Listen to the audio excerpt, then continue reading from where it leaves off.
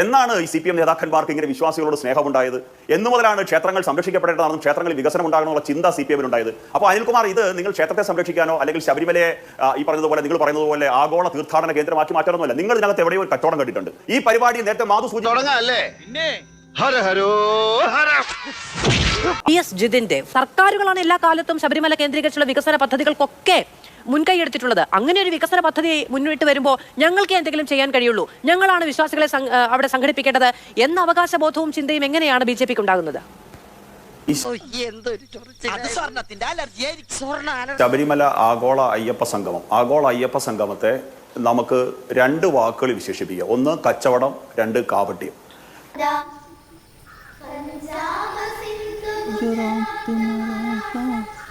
എന്ന് പറഞ്ഞു കഴിഞ്ഞാൽ CPM A എന്ന് പറഞ്ഞിട്ടുണ്ടെങ്കിൽ അതിനകത്തൊരു B ഉണ്ടെന്ന് അറിയാവുന്നവരാണ് കേരളത്തിലെ സമൂഹം മുഴുവൻ. കാരണം കണ്ണിൽ ചോരയില്ലാത്ത തെണ്ടി, എന്ത് തോന്നിവാസവും കാണിക്കാൻ മടിയില്ലാത്ത ഒരു അലവലാതി. CPM കൃത്യമായ താല്പര്യങ്ങൾ ഇതിനകത്തുണ്ട്. നോക്കൂ, ഇവിടെ K. അനിൽകുമാർ എന്തു വളരെ ഭംഗിയായിട്ടാണ് ശബരിമലയുടെ വികസനത്തെ സംബന്ധിച്ചിട്ടുള്ള അദ്ദേഹത്തിന്റെ ആശങ്കകൾ പങ്കുവെച്ചത്. എന്നാണ് പറയുന്ന നിനക്കില്ലേലും കേൾക്കുന്ന എനിക്കില്ലടാ ഒരു ചളുപ്പ്.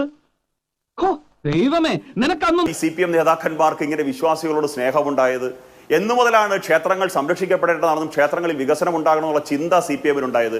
അപ്പോൾ അനിൽകുമാർ, ഇവൻ നമ്മളെ കുഴപ്പിക്കാനുള്ള പരിപാടി, ഇവനിതിൽ എന്തോ കൈയുണ്ട്. എന്നിട്ട് ഇത് നിങ്ങൾ ക്ഷേത്രത്തെ സംരക്ഷിക്കാനോ അല്ലെങ്കിൽ ശബരിമലയെ ഈ പറഞ്ഞതുപോലെ നിങ്ങൾ പറയുന്നത് പോലെ ആഗോള തീർത്ഥാടന കേന്ദ്രമാക്കി മാറ്റാനൊന്നുമല്ല. നിങ്ങൾ ഇതിനകത്ത് എവിടെയോ ഒരു കച്ചവടം കണ്ടിട്ടുണ്ട്. ആ കച്ചവടം പുറം സമൂഹം ചർച്ച ചെയ്തിരിക്കാനാണ് നിങ്ങൾ ഈ വിവാദങ്ങളിലൊക്കെ എല്ലാം നിങ്ങൾ ശ്രദ്ധ കേന്ദ്രീകരിച്ചുകൊണ്ടിരിക്കുന്നത്. കാരണം ശബരിമല ഇവന്റെ ഉണ്ടകണ്ണ് കണ്ടാലറിയാം കള്ള ലക്ഷണമുണ്ട്. സംബന്ധിച്ച് അല്ലെങ്കിൽ ശബരിമലയുമായി ബന്ധപ്പെട്ട് ഹെക്ടർ കണക്കിന് ഭൂമിയുണ്ട്. ഇവിടെ എവിടെയോ നിങ്ങളൊരു കച്ചവട സാധ്യത കാണുന്നുണ്ട്. ആ കച്ചവട സാധ്യത മുതലാക്കാനുള്ള ശ്രമങ്ങളാണ് നിങ്ങൾ നടത്തിക്കൊണ്ട്. അല്ലാതെ നിങ്ങൾക്ക് വിശ്വാസികളോട് സ്നേഹവും ആത്മാർത്ഥതയും ശബരിമല സംരക്ഷിക്കപ്പെടണമെന്നുള്ളൊക്കെ താല്പര്യം ഉണ്ടായെന്ന് പറഞ്ഞാൽ ഈ നാട്ടിൽ അരിയാഹാരം കഴിക്കുന്ന ആരും വിശ്വസിക്കുന്നില്ല. കാരണം നിങ്ങളുടെ ക്ഷമിക്കണം, ഉപദ്രവിക്കരുത്, ജീവിതമാണ് നിന്റെ വക്കോൽ തുറു. ഇവിടെ പൊതുമരാമത്ത്, tourism, IT, science and technology, ഈ പറഞ്ഞ സ്ഥലങ്ങളിലൊക്കെയാണ് ധാരാളം നിക്ഷേപങ്ങൾ വരാനുള്ള സാധ്യതയുള്ളത്. ഈ നിക്ഷേപം ശബരിമല ഈ സംഘടിപ്പിക്കുന്ന ആഗോള അയ്യപ്പ സംഗമം, ഈ അയ്യപ്പ സംഗമത്തിനകത്ത് ഇവർ കണ്ടുവച്ചിരിക്കുന്ന ഏതൊക്കെയോ ഇൻവെസ്റ്റേഴ്സ് വരുന്നുണ്ടാവും. ആ ഇൻവെസ്റ്റേഴ്സിന് എന്തൊക്കെയോ താല്പര്യങ്ങൾ ഉണ്ടാകും. ആ താല്പര്യങ്ങൾ സംരക്ഷിക്കാനായിട്ട് ഇവർ ഏതെങ്കിലുമൊക്കെ ചെയ്യും. ഈ താല്പര്യങ്ങൾ സാധിച്ചു കൊടുക്കാൻ വേണ്ടിയിട്ട് പണ്ട് ലോക കേരള സഭ ഉഡായിപ്പിനകത്ത് ചെയ്തതുപോലെ ഈ റവന്യൂ വകുപ്പിനെയും കൂടെ വെട്ടിക്കൊണ്ട് ഒരു സിംഗിൾ വിൻഡോ സംവിധാനം തുറക്കത്തില്ലെന്ന് നിങ്ങൾ ചിന്തിക്കുന്നുണ്ടോ? അപ്പോൾ ആ സിംഗിൾ വിൻഡോ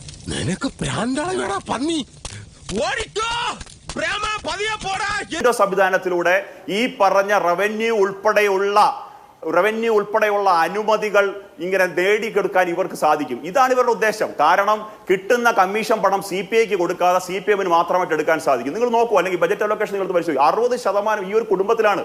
കേരളത്തിന്റെ ബജറ്റിന്റെ 60% വിനിയോഗിക്കപ്പെടുന്ന തീരുമാനങ്ങൾ എടുക്കുന്നെങ്കിലും അല്ലെങ്കിൽ ആ ബജറ്റ് അലോക്കേഷനും ഈ ഒരു കുടുംബത്തിനെ കേന്ദ്രീകരിച്ചാണ്. അപ്പൊ ഇതിനകത്ത് കൃത്യമായ കച്ചവട താല്പര്യമുണ്ട്. രണ്ടാമത്, അനിൽകുമാർ എന്തോ പ്രേരണാകുമാരി ആരുടെയൊക്കെ പേരുകൾ പറയുന്നുണ്ട്. RSS ആക്ടിവിസ്റ്റ് ആണ്. അനിൽകുമാറിന്റെ ചോദ്യം ചോദിച്ചോട്ടെ, ഈ RSSന്റെ ആൾക്കാർ പറയുന്ന കാര്യങ്ങൾ ചെയ്യാനാണോ CPM? ഇപ്പൊ നിങ്ങൾ ഞങ്ങളുടെ പരിവാർ സംഘടനയാണോ? RSSകാർ കേസ് കൊടുത്തതുകൊണ്ട് അങ്ങനെ ഒരു വിധി ഉണ്ടായി. RSS കേസ് കൊടുത്തതുകൊണ്ട് ഞങ്ങൾ ആ വിധിയെ ഞങ്ങൾക്ക് പാലിക്കേണ്ട ഞങ്ങളുടെ ആവശ്യമാണ്. അതിനാണ് ഞങ്ങൾ രാത്രിയിൽ ഇരുട്ടിന്റെ മറവില് എന്താ പറയുക പോലീസ് വേഷമൊക്കെ ഇടിയിപ്പിച്ച് ആക്ടിവിസ്റ്റുകളെ കണ്ടോണ്ട് പോയെന്നാണ് നിങ്ങൾ പറഞ്ഞു വരുന്നത്. നിങ്ങളുടെ യുവതീ പ്രവേശനത്തിൽ നിങ്ങളുടെ നിലപാടെന്താ?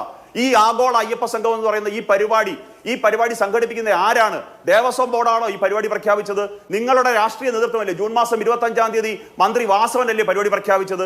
ഈ പരിപാടിയിൽ നേരത്തെ മാധു സൂചിപ്പിച്ചതുപോലെ വർഗീയവാദികൾക്കല്ല, ഇത് ഭക്തജനങ്ങൾക്കാണ്, വിശ്വാസികൾക്കാണെന്ന് പറയാൻ ഗോവിന്ദൻ എന്താ അവകാശമുള്ളത്?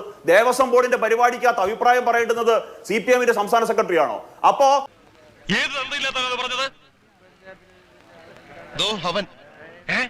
ഇതിന്റെ സംഘാടക സമിതി മാധു എടുത്ത് പരിശോധിച്ച് നോക്കോളൂ. ഈ സംഘാടക സമിതി മൊത്തം മന്ത്രിമാരല്ലേ?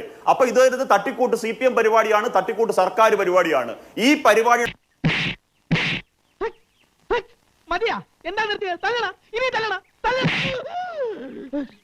അമ്പിമോനെ പോട്ടറ സാറേ, ഒന്നും വിചാരിക്കല്ലേ മക്കളെ, മാമനോടൊന്നും തോന്നല്ലേ.